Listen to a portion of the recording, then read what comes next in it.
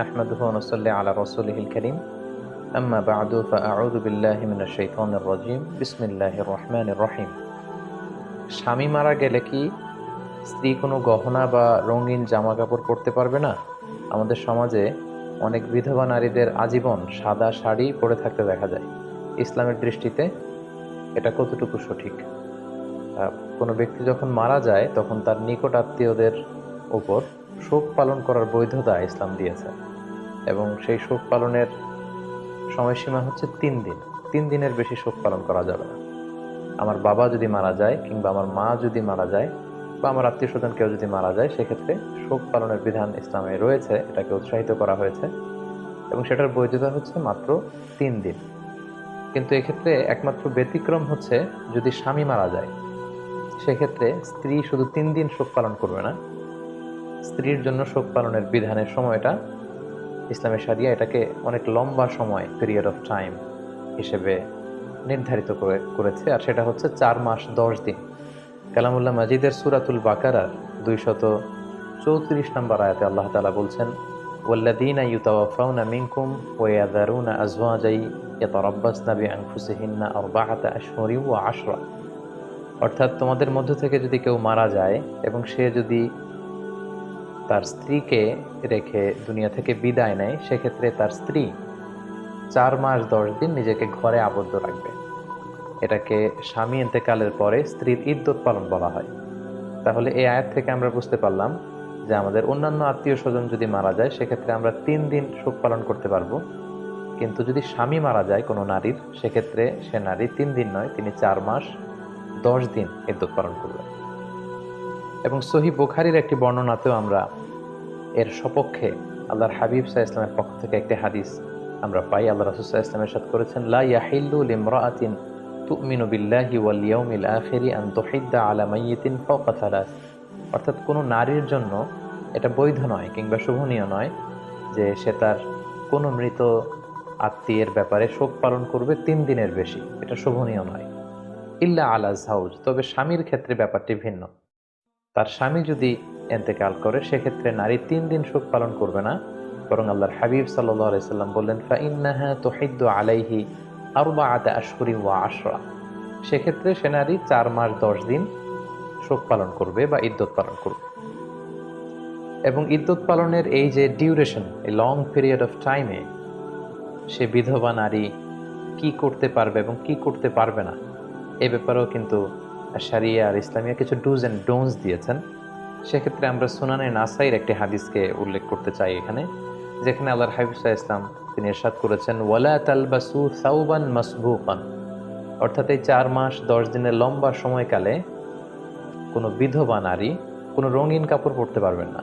ওয়ালা সাওবা আসবিন, এমব্রয়ডারি করা, ডিজাইন করা কোনো জামা কাপড় তিনি পরবেন না। ওয়ালা তাকতাহিল, এবং সে নারী চোখে কাজল ব্যবহার করবেন না। ওয়ালা তুমশিদ, সৌন্দর্য বর্ধনের জন্য চুল আঁচড়াতে পারবেন না। ওয়ালা তামাসসু তিবান, কোনো পারফিউম ব্যবহার করতে পারবেন না। তাহলে এই হাদিসের আলোকে কিন্তু একজন বিধবা নারী কি করবেন এবং কি করবেন না, সেটার একটা রোডম্যাপ কিন্তু আমরা এই হাদিসের মাধ্যমে পেয়ে থাকি। এখন প্রশ্ন হচ্ছে যে অন্যান্য আত্মীয় স্বজন মারা গেলে শোক পালনের বিধান হচ্ছে মাত্র 3 দিন, কিন্তু স্বামী মারা গেলে একজন স্ত্রীর জন্য 4 মাস 10 দিন কেন এই ডুজ এন্ড ডোন্টস গুলো পালন করতে হবে? এবং 4 মাস 10 দিনের এই ইদ্যত পালনের নেপথ্যে সিগনিফিকেন্স বা তাৎপর্যটা কি, সেটা হচ্ছে প্রশ্ন। এক্ষেত্রে স্কলারগণ কিছু কারণ এই 4 মাস 10 দিনের ইদ্যতের পেছনে ওনারা বের করেছেন। এর মধ্যে একটি কারণ এরকম হতে পারে যে স্বামী মৃত্যুর পরপরই যদি তার স্ত্রী খুব আনন্দ উল্লাসের সাথে সাজুগুজু করে ঘর থেকে বের হয়, তাহলে এই নারীর চরিত্রের ব্যাপারে অনেকে প্রশ্ন তুলতে পারেন যে এটা কেমন স্ত্রী, যার প্রিয়তম স্বামী পৃথিবী থেকে বিদায় নিয়েছে, আর তার কিছুদিনের মধ্যেই তিনি সেজে গুজে নিজেকে প্রসার করে তিনি রাস্তাঘাটে বের হচ্ছেন বা হাঁটাহাঁটি করছেন। এটা মানে তাদের ভালোবাসার ব্যাপারে, বিশেষ করে সে নারীর চরিত্রের ব্যাপারে অনেকের প্রশ্ন আসতে পারে যে তাহলে কি তিনি তার স্বামীকে পছন্দ করতেন না? যদি স্বামীকে পছন্দ করেই থাকেন, তাহলে স্বামী বিদায় নেওয়ার পর তো তিনি শোক পালন করবেন, তিনি তো খুব আপসেট থাকার কথা। এটা হচ্ছে একটা কারণ। আরেকটি কারণ হতে পারে যে যেহেতু স্বামীর ইন্তেকালের পরে একজন স্ত্রীর মানসিক অবস্থাটা খুব ভঙ্গুর থাকার কথা, তিনি মানসিকভাবে খুবই কঠিন একটা অবস্থায় পড়ে যান। তো সেই কঠিন পিরিয়ডটাকে কাটিয়ে উঠবার জন্য ইসলামী শরিয়া তার জন্য একটি লম্বা সময় দিয়েছেন, 4 মাস 10 দিনের একটা লম্বা সময়। এই সময়ের মধ্যে তিনি নিজেকে সামলে নিতে পারবেন, নিজেকে গুছিয়ে নিতে পারবেন, বা স্বামী হারানোর যে বেদনা, যে হাহাকার, যে কষ্ট, সেটা থেকে তিনি হয়তো উঠে আসতে পারবেন। সবচেয়ে যে বড় কারণটি স্কলাররা উল্লেখ করেছেন সেটা হচ্ছে স্বামী এন্তেকালের কারণে সে স্ত্রীর জরায়ুতে তার লেট হাজব্যান্ডের কোনো স্পার্ম রয়ে গিয়েছে কিনা এটাকে নিশ্চিত করার জন্য 4 মাস 10 দিনের এই লম্বা সময়টা তার বাসায় অবস্থান করাটা জরুরি। ফলে এটা কনফার্ম হওয়া যাবে যে মৃত স্বামীর কোনো স্মৃতি ওই বিধবা স্ত্রীর পেটে রয়ে গিয়েছে কিনা। কেননা ইসলাম এই নাসালকে, বংশ পরিক্রমাকে, কার বাবাকে, কোন বংশ থেকে কার জন্ম হলো, এই বিষয়গুলোকে ইসলাম খুব বেশি গুরুত্ব দেয়। সেজন্য যদিও আধুনিক চিকিৎসা বিজ্ঞানের কারণে অগ্রিমভাবেই বা আগে থেকেই হয়তো জেনে যাওয়া সম্ভব হচ্ছে যে এই মহিলা প্রেগনেন্ট কি প্রেগনেন্ট না, কিন্তু ইসলামী শরিয়া এখানে একটা লম্বা পিরিয়ড অফ টাইম আমাদেরকে বেঁধে দিয়েছে এবং সেটাই আমাদেরকে পালন করতে হবে, আর সেটা হচ্ছে 4 মাস 10 দিন। সো আমরা এই 4 মাস 10 দিনের লম্বা সময়ের মধ্যে এটা বোঝা যাবে যে আগের স্বামীর কোনো স্পার্ম এই বিধবা নারীর জরায়ুতে আছে কিনা, এবং তিনি যদি সন্তান সম্ভবা হন তাহলে বুঝতে হবে এই সন্তানটি যে স্বামী পৃথিবী থেকে বিদায় নিয়েছেন সেই স্বামীর।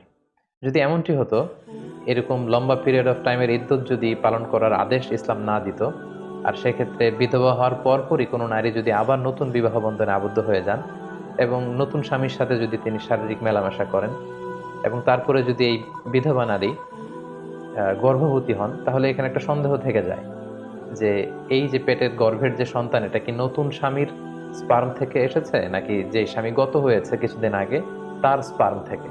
সো ইসলাম এই বিষয়টাকে খুবই গুরুত্ব দেয় এবং এই বিষয়টা এনশিওর হওয়ার জন্যই বেসিক্যালি 4 মাস 10 দিনের এই লম্বা ইদ্যতের সময়টাকে একজন বিধবা নারীর জন্য ইসলামী শরিয়া আবশ্যক করে দিয়েছে।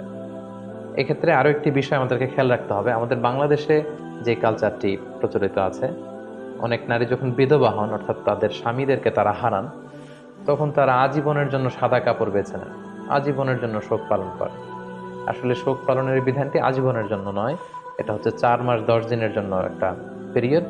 এই পিরিয়ডেই আপনি এই ডুজ অ্যান্ড ডোন্টসগুলো মেনে চলবেন এবং 4 মাস 10 দিনের এই ইদ্যতের পিরিয়ড যখন চলে যাবে তখন আপনি আবার আপনার স্বাভাবিক জীবনযাপন করতে পারবেন এবং প্রয়োজনে চাইলে আপনি আবার নতুন বিবাহ বন্ধনেও আবদ্ধ হতে পারবেন ইনশাআল্লাহ।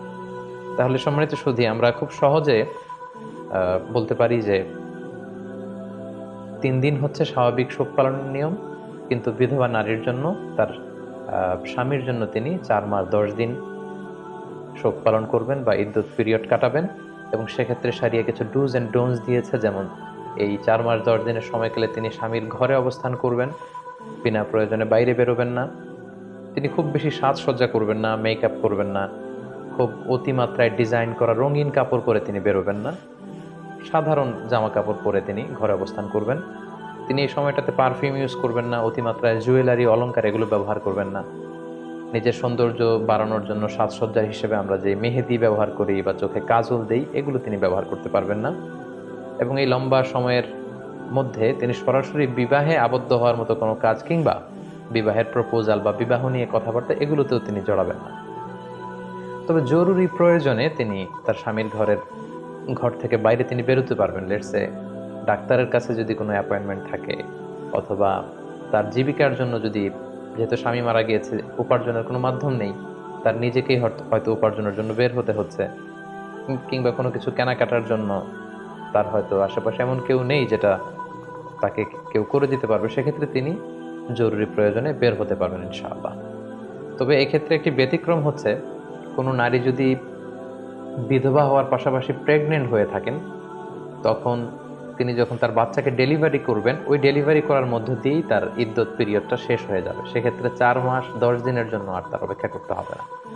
উদাহরণস্বরূপ, কোনো নারী হচ্ছে লেটসে আমরা বলতে পারি যে 8 মাসের গর্ভবতী একজন নারী, ইন দ্য মিন টাইম তার স্বামী মারা গেল এবং স্বামী মারা যাওয়ার 10 দিন পরেই তার পেটের বাচ্চা ভূমিষ্ঠ হলো। সেক্ষেত্রে এই বাচ্চা ভূমিষ্ঠ হওয়ার মধ্য দিয়েই এই বিধবা নারী ওনার ইদ্যত পিরিয়ডকে শেষ করতে পারবেন। সেক্ষেত্রে তার 4 মাস 10 দিনের জন্য বসে থাকতে হবে না, কারণ আমরা শুরুতে বলেছি এই 4 মাস 10 দিনের নেপথ্যে মূল কারণ হচ্ছে এইটা চেক করা যে তার গর্ভে তার লেট হাজব্যান্ডের কোনো স্পার্ম আছে কিনা, কোনো সন্তান আছে কিনা।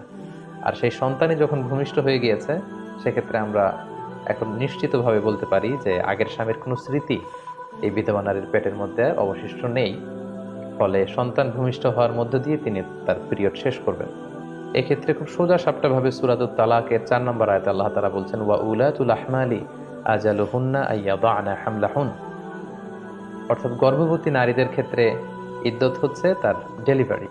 তার পেটের বাচ্চা যখন ভূমিষ্ঠ হয়ে যাবে, এই ভূমিষ্ঠ হওয়ার মধ্য দিয়ে তার ইদ্যত পিরিয়ড শেষ হবে। সেক্ষেত্রে 4 মাস 10 দিনের জন্য আর অপেক্ষা করতে হবে না। আল্লাহ তাআলা আমাদের সবাইকে ইসলামকে সঠিকভাবে জেনে সে অনুযায়ী আমল করবার তৌফিক দান করুন। হাযা মা ইনদি ওয়াল ইলমু ইনদাল্লাহ, আলাইহি তাওয়াক্কালতু ওয়া ইলাইহি উনীব।